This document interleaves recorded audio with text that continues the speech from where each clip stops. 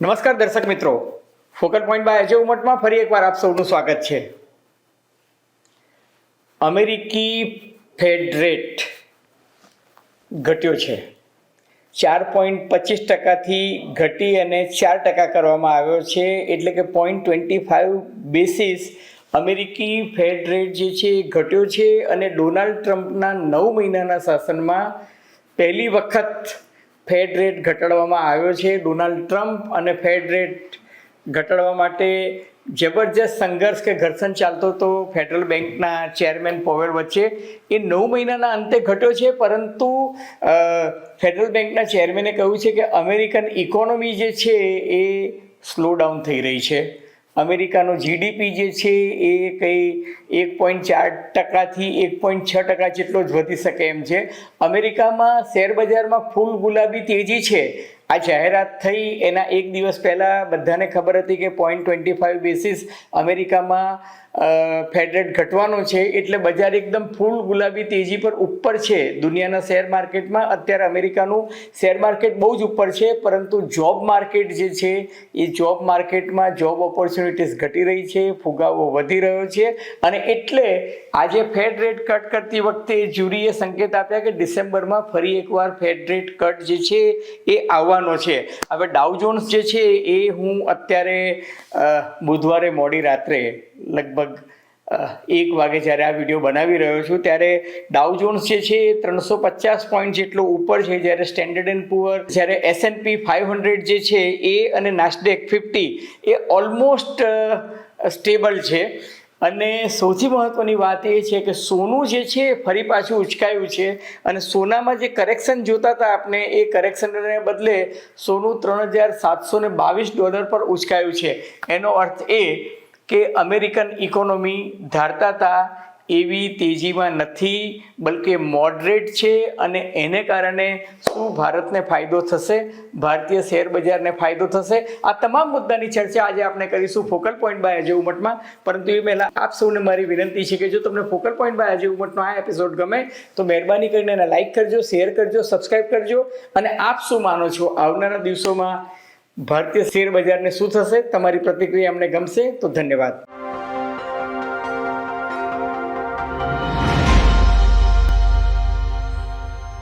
તો મિત્રો, અપેક્ષા પ્રમાણે બુધવારે મોડી રાત્રે અમેરિકી ફેડરલ બેન્કે રેટ કટની જાહેરાત તો કરી છે, પણ એ જાહેરાત કરતી વખતે શ્રીમાન પોવેલ કે જે ફેડરલ બેન્કના ચેરમેન છે, એમણે એવું કહ્યું છે કે ભાઈ 9 મહિના બાદ અમે આ ડિસિઝન લીધું છે.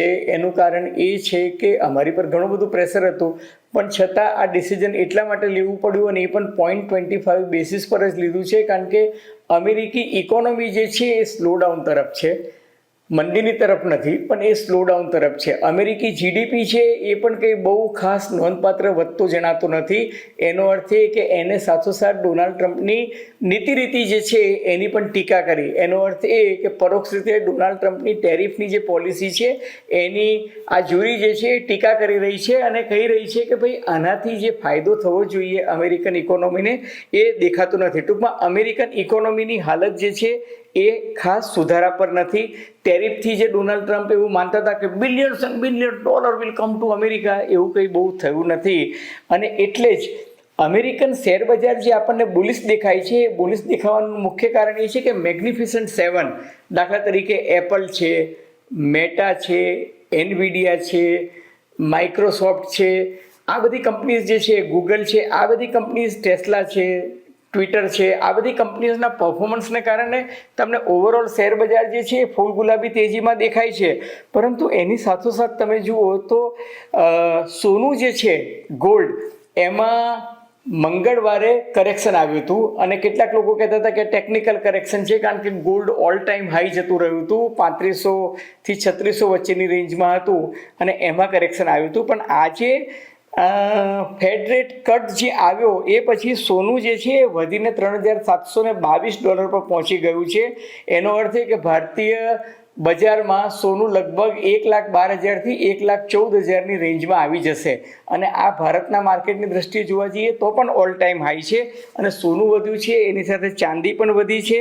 અને એ જોતાં એવું લાગે છે કે હવે અમેરિકન ઇકોનોમી જો સ્લોડાઉન તરફ હોય, અમેરિકન ઇકોનોમી જો છે એમાં લિક્વિડિટીની ક્રાઇસિસ દેખાતી હોય, તો રોકાણકારો જે છે એ ભારત તરફ વધી શકે અને ભારત માટે હું આશાવાદી છું. હવે હું ભારત માટે આશાવાદી છું. ભારતીય શેર બજાર જે છે એમાં મને તેજી દેખાઈ રહી છે, અથવા તો ભારતીય શેર બજાર જે છે એ ઉચકાય એવી સંભાવના દેખાઈ રહી છે. તો એના કારણો શું છે? તો સૌથી પહેલું કારણ એ છે મિત્રો કે ભારતમાં આ વર્ષે ચોમાસું જે છે એ સારું રહ્યું છે. એકંદરે તમે જુઓ, ગુજરાતથી માંડીને સમગ્ર દેશમાં 100% અથવા તો 100થી 125% વચ્ચે ચોમાસું આવ્યું છે. એટલે કોઈ જગ્યાએ અછત કે દુષ્કાળનો માહોલ નથી.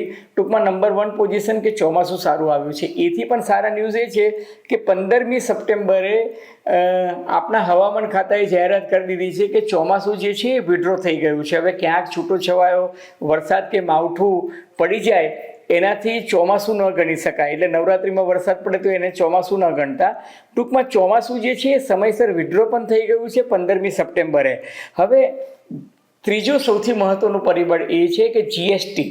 હવે જીએસટીમાં જે સુધારા દાખલ કર્યા છે એ જીએસટીના જે સુધારા છે, જે રેટ કટ કર્યા છે કે હવે માત્ર 2 જ સ્લેબ રહેશે, એક 5%નો અને એક 18%નો. 12%નો અને 28%નો સ્લેબ જે છે એ નાબૂદ કર્યો છે, અને 40%નો જે સ્લેબ ઉમેર્યો છે એ સુપર લક્ઝુરિયસ આઇટમ અને તમાકુ છે કે એ પ્રકારના વ્યસનને દૂર કરવા માટેનો છે.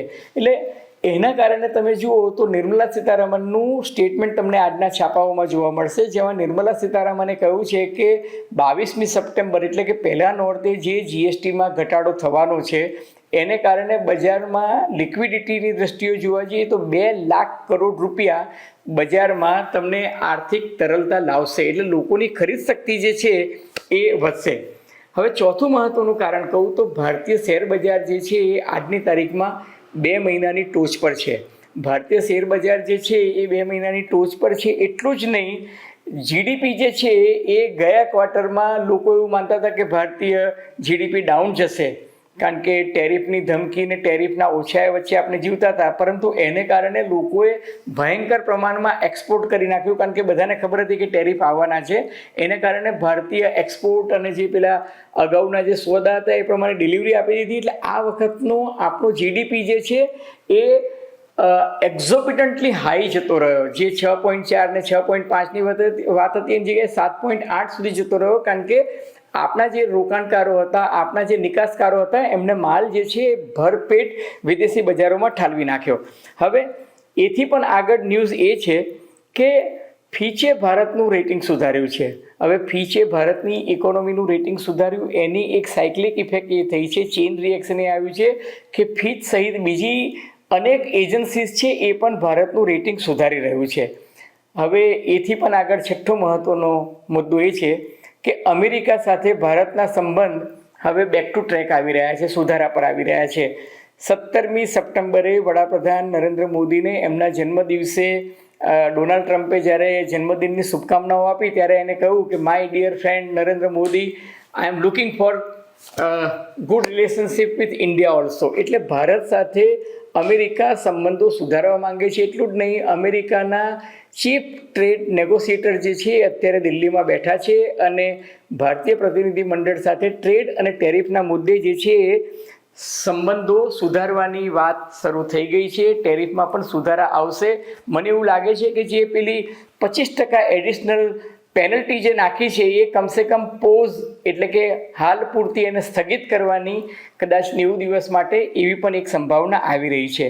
એનું કારણ એ છે કે અમેરિકી રાષ્ટ્રપ્રમુખ ડોનાલ્ડ ટ્રમ્પ નથી ઈચ્છતા કે ભારત રશિયા અને ચીન વચ્ચેની એક મજબૂત ધરી બનાવવામાં મદદરૂપ થાય. એટલે ચાઇના, ઇન્ડિયા અને રશિયા અથવા તો RIC જેને કહી શકાય છે એ એક્સિસ, એ ધરી મજબૂત ન થાય એના માટે ભારતને અમેરિકા પોતાના તરફ લઈ જવા માંગે છે અને ટેરિફના મુદ્દે સમાધાન થવાની સંભાવનાઓ વધી ગઈ છે.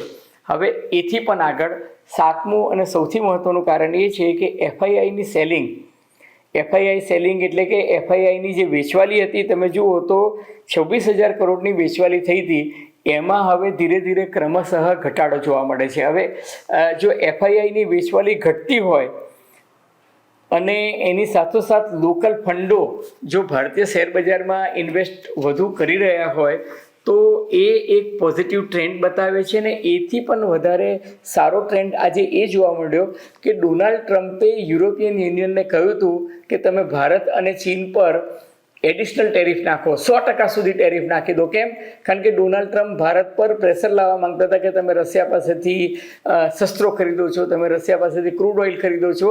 એટલે એમણે યુરોપિયન યુનિયનને કહ્યું હતું કે નાટોના દેશોના જેટલા સભ્ય દેશો છે અથવા યુરોપિયન યુનિયનના દેશો છે એમને સમજવું જોઈએ કે રશિયાનું યુદ્ધ એટલા માટે વકરી રહ્યું છે યુક્રેન સાથે કારણ કે ભારત અને ચીન રશિયાની ઇકોનોમીને ક્રૂડ ઓઇલ ખરીદીને સમર્થન આપી રહ્યા છે.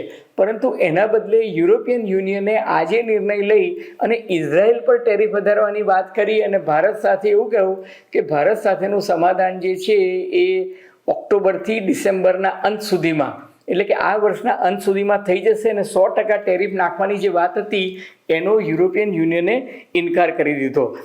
આ બધા જે ઘટનાક્રમ છે એને કારણે તમે જુઓ તો ભારતીય શેર બજારમાં ટેરિફનો જે કકળાટ હતો અથવા તો ટેરિફને કારણે જે ગભરાટ હતો એ ગભરાટ જે છે એકંદરે શમી ગયો છે. આના માટેની જે એક ટર્મિનોલોજી છે જેને કહેવાય છે કે વોલેટાઇલ ઇન્ડેક્સ. એ વોલેટાઇલ ઇન્ડેક્સ જે છે એ 2 વર્ષના તળિયે છે. એટલે જુલાઈ 2023 પછી તમે જુઓ તો અત્યારે વોલેટાઇલ ઇન્ડેક્સ જે છે એકદમ તળિયે છે, લગભગ 10.25% જેટલો છે. એનો અર્થ એ કે શેર બજારમાં લોકોનો વિશ્વાસ જે છે એ વધ્યો છે અને ગભરાટ જે છે એ ઘટ્યો છે. હવે આની સાથે જો કોર્પોરેટ અર્નિંગ, કારણ કે આવનારા દિવસોમાં નવરાત્રિ છે, પછી દિવાળી છે, પછી ક્રિસમસ છે, એટલે હવે તહેવારોની સિઝન આવી રહી છે. એટલે તમે જુઓ કે જો કોર્પોરેટ અર્નિંગ વધે તો મને એવું લાગે છે કે ભારતીય ઇકોનોમી જે છે એને બહુ જ ફાયદો થશે. કારણ કે શેર બજારમાં જે રીતના કોન્ફિડન્સ તમને જોવા મળે છે, દાખલા તરીકે પહેલાં એવું હતું કે શેર બજાર 3 દિવસ ઘટે અને 1 દિવસ વધે. હવે શેર બજાર 3 દિવસ વધે છે અને 1 દિવસ ઘટે છે. અને એથી પણ આગળ સૌથી મહત્ત્વની વાત કહું તો આજની તારીખે તમે જુઓ તો છેલ્લા 2 મહિનામાં કયા શેર બજારો વૈશ્વિક દ્રષ્ટિએ જોવા જઈએ તો ટોપ 5 હતા તો અમેરિકા, ચીન, જાપાન, જર્મની અને હોંગકોંગ, આ 5 શેર બજાર જે છે એ ટોપ પર હતા. અને ભારત જે છે એ ટોપ 10માં નહોતું. એનો અર્થ એ કે ભારત જે છે એ ભારતીય શેર બજાર જે છે અંડર પરફોર્મર હતું. હવે અમેરિકામાં જે રીતના ફેડ રેટ ઘટ્યો છે અને અમેરિકી ઇકોનોમી જે છે એમાં સ્થિરતા જોવા મળે છે, એમાં બહુ તેજીનો તોખાર જોવા મળતું નથી. તો ભારતમાં એફઆઈઆઈ અને બીજા ફંડો જે છે એ પાછા આવી શકે છે. અને જો આ ફંડો પાછા આવે, જીએસટીનો પોઝિટિવ ઇમ્પેક્ટ આવે તો ભારતીય શેર બજારનો બેડો પાર થઈ જાય અને ભારતીય ઇકોનોમી જે છે એ ફરી પાછી ટ્રેક પર આવે. અને એને કારણે મને એવું લાગે છે કે ઓક્ટોબરમાં રિઝર્વ બેન્ક ઓફ ઇન્ડિયા જે છે એ પણ ભારતમાં રેટ કટ લાવી શકે. કારણ કે જો અમેરિકામાં ફેડ રેટ ઘટતા હોય તો એ દુનિયા માટે એક ટ્રેન્ડ સેટર છે. જો અમેરિકામાં ફેડ રેટ ઘટ્યું તો એનો અર્થ નિશ્ચિત માનજો કે ઓક્ટોબરમાં જે આરબીઆઈની મિટિંગ મળવાની છે એમાં ભારતમાં પણ રેપો રેટ ઘટશે. અને આ બધા પરિબળો આજની તારીખે મને આશાવાદ તરફ લઈ જાય છે. અલબત્ત આગે આગે દેખો હોતા હૈ ક્યાં. મિત્રો, તમને ફોકલ પોઈન્ટ બાય અજય ઉમટનો આ એપિસોડ નવગુજરાત સમય અને અમદાવાદ મિરરના સથવારે ગમ્યો હોય તો મહેરબાની કરીને એને લાઇક કરજો, શેર કરજો, સબસ્ક્રાઈબ કરજો. અને આપ શું માનો છો, શેર બજારમાં તેજી આવશે, ભારતીય ઇકોનોમીને ફાયદો થશે કે નુકસાન? આપની ટીકા ટિપ્પણી અને અવલોકનો અમને ગમશે. ધન્યવાદ, ખૂબ ખૂબ આભાર.